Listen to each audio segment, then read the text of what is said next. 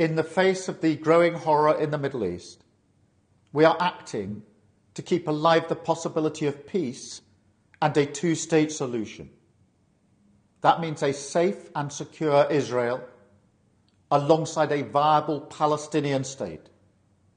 At the moment, we have neither. Ordinary people, Israeli and Palestinian, deserve to live in peace, to try to rebuild their lives free from violence and suffering. That's what the British people desperately want to see. Yet, almost 2 years after the barbaric attacks of October the 7th, hostages are still held by the terrorists of Hamas. Recent images show the hostages suffering and emaciated. Hamas even refused to release all the bodies of the dead.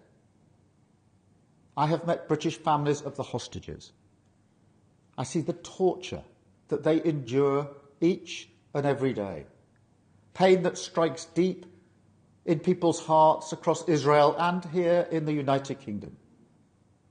The hostages must be released immediately, and we will keep fighting to bring them home. Let's be frank. Hamas is a brutal terror organisation. Our call for a genuine two-state solution is the exact opposite of their hateful vision. So we are clear. This solution is not a reward for Hamas, because it means Hamas can have no future, no role in government, no role in security. We have already prescribed and sanctioned Hamas, and we will go further. I have directed work to sanction other Hamas figures in the coming weeks. Meanwhile, the man-made humanitarian crisis in Gaza reaches new depths. The Israeli government's relentless and increasing bombardment of Gaza, the offensive of recent weeks, the starvation and devastation are utterly intolerable.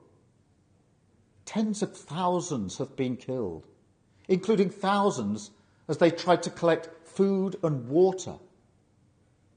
This death and destruction horrifies all of us. It must end. We have evacuated the first group of sick and injured children to the United Kingdom to be treated by the NHS, and we continue to increase our humanitarian support. But still, nowhere near enough aid is getting through. We call again on the Israeli government to lift the unacceptable restrictions at the border, stop these cruel tactics, and let the aid surge in.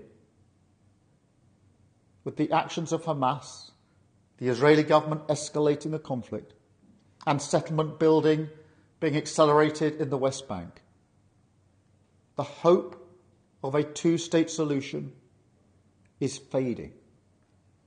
But we cannot let that light go out.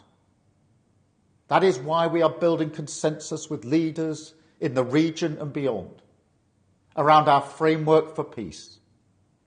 This is a practical plan to bring people together behind a common vision and a series of steps, including the reform of the Palestinian Authority, that takes us from a ceasefire in Gaza to negotiations on a two-state solution.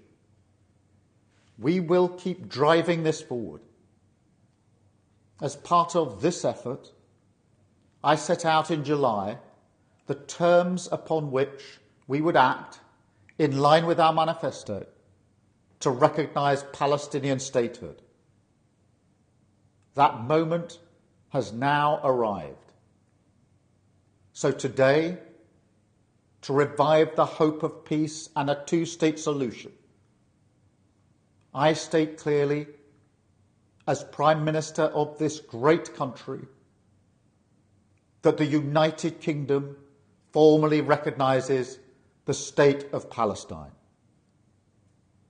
We recognised the State of Israel more than 75 years ago as a homeland for the Jewish people.